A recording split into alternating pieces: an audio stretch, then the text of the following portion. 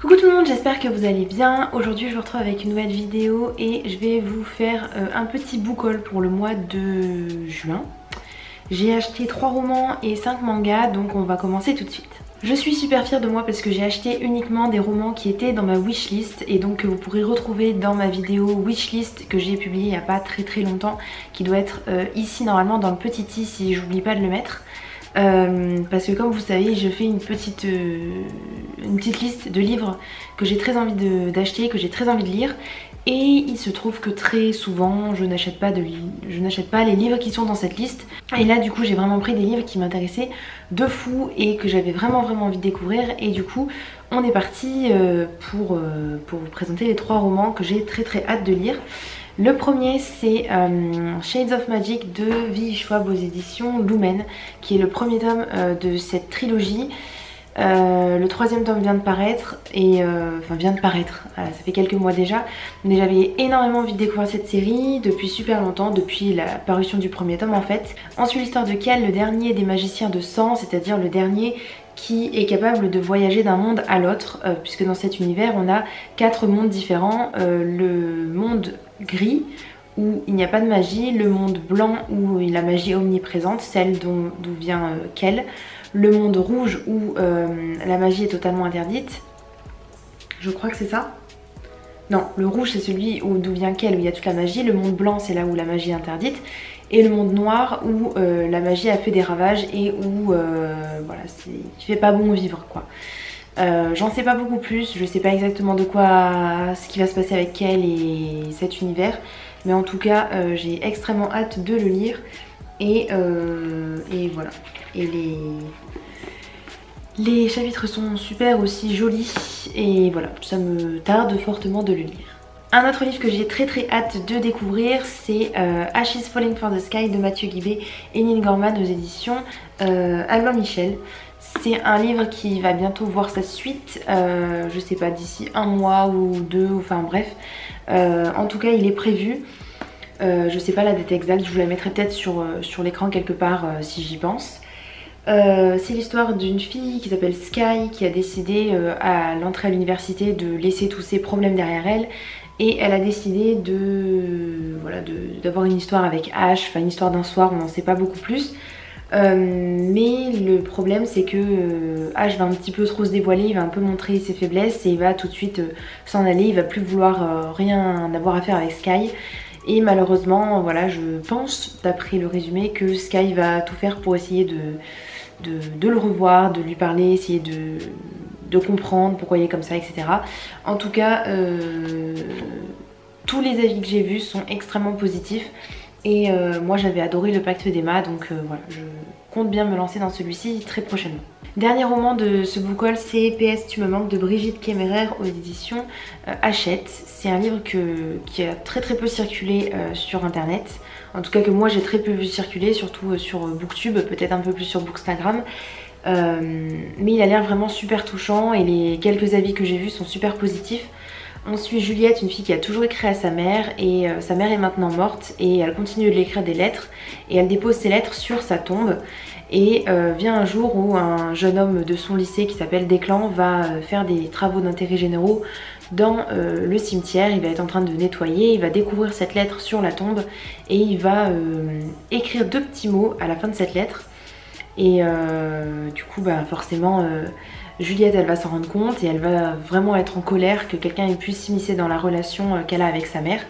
Et voilà, il va y avoir après une échange de lettres, enfin en tout cas une correspondance. Mais ça m'a l'air très touchant, très intéressant et j'ai très hâte de le lire. Et voilà, je l'ai déjà commencé sur internet pour voir un petit peu, sur Amazon il y avait un petit extrait. Et voilà, j'avais très envie de le découvrir, donc c'est pour ça qu'il est là aujourd'hui. On va maintenant passer au manga. Le premier manga que je vais vous présenter, c'est le tome 5 de My Teacher, My Love de Momoko Koda aux éditions Delcourt Tonkam. J'ai pas lu le 4 encore, mais voilà. C'est pour rappel très brièvement l'histoire d'Ayua, une fille qui est amoureuse de son prof et qui veut absolument voilà, lui faire savoir et qui veut absolument aussi qu'il tombe sous son charme. Et du coup, ben, voilà, c'est une petite amourette bien sympathique. Et voilà, j'aime bien cette série même si c'est pas la série de l'année. Ensuite une série que j'adore et que j'ai très hâte de lire, enfin en tout cas pour ce 7ème tome, c'est Banal à tout prix de Nagamu Nanaji aux éditions Kana. Toujours une couverture super mignonne. Et là on suit une fille qui rêve d'être banale, de vivre une histoire normale, sans prise de tête ni quoi que ce soit. Sauf qu'elle va rencontrer, comment s'appelle-t-il déjà, Tsurugi, qui est le gars le plus mignon du lycée, et forcément elle va s'attirer un petit peu les foudres des autres filles qui sont tombées sous le charme de Tsurugi aussi. Sauf que voilà, le Tsurugi a aussi une certaine attirance pour Koiko, donc notre héroïne, et du coup voilà, il va y avoir une petite histoire entre deux bien choupinette. Ensuite j'ai aussi acheté le tome 4 d'Irrésistible de Asuzamase aux éditions Kana. C'est le 4ème tome, je crois que le 3 je ne l'ai pas encore lu. On suit l'histoire d'une fille qui tombe amoureuse d'un garçon qui est dans une classe au-dessus d'elle, enfin qui a 1 an de plus qu'elle. Et elle tombe amoureuse de lui alors qu'elle ne le connaît pas. Et elle va lui demander de sortir avec elle. Et il va accepter alors que, je répète encore une fois, ils ne se connaissent pas.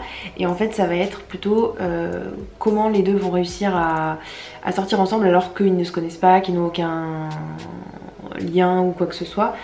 Comment est-ce qu'ils vont réussir à tenir. Et voilà.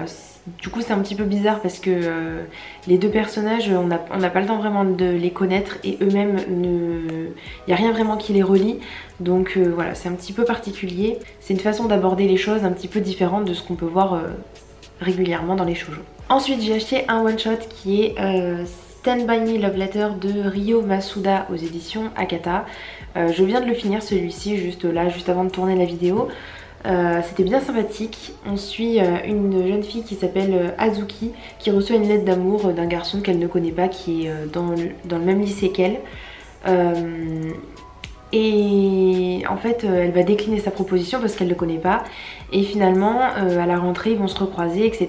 Et elle va lui dire finalement, ben voilà, je peux pas sortir avec toi parce que je te connais pas, mais on n'a qu'à commencer à se connaître déjà, à être amis, et on verra comment ça se passe par la suite. Et elle va se rendre compte petit à petit que finalement voilà, ce garçon il est bien sympathique, il est bien mignon, il est super souriant, et elle commence à avoir des sentiments pour lui. Et alors qu'elle l'avait rejeté au début, ben, comment lui dire finalement que oui, elle aussi elle aimerait bien qu'il se passe plus entre eux. C'était bien mignon, bien, ça sent l'été et tout ça, et voilà, moi j'ai vraiment bien apprécié.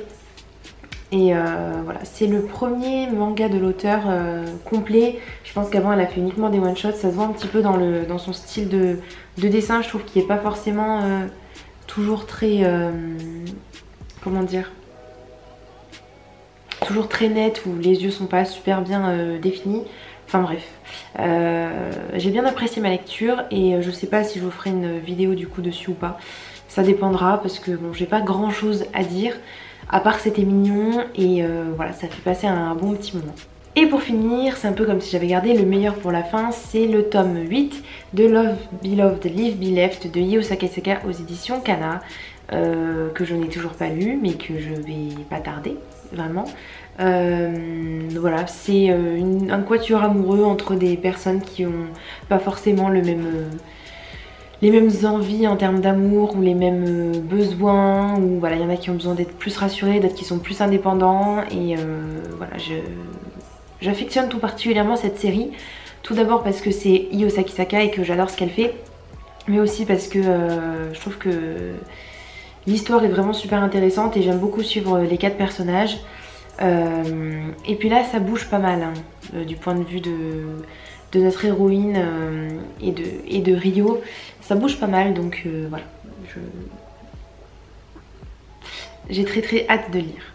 Et pour le plaisir des yeux, je vais vous montrer du coup les dessins qui sont super jolis aussi. Voilà, c'est tout pour ma vidéo, j'espère qu'elle vous aura plu. Si vous avez lu un de ces livres, n'hésitez pas à me le dire en commentaire. Et puis n'hésitez pas aussi à me partager les nouveaux livres qui ont rejoint votre palle ou votre bibliothèque durant le mois de juin. Et moi je vous dis à bientôt dans une prochaine vidéo. Ciao ciao!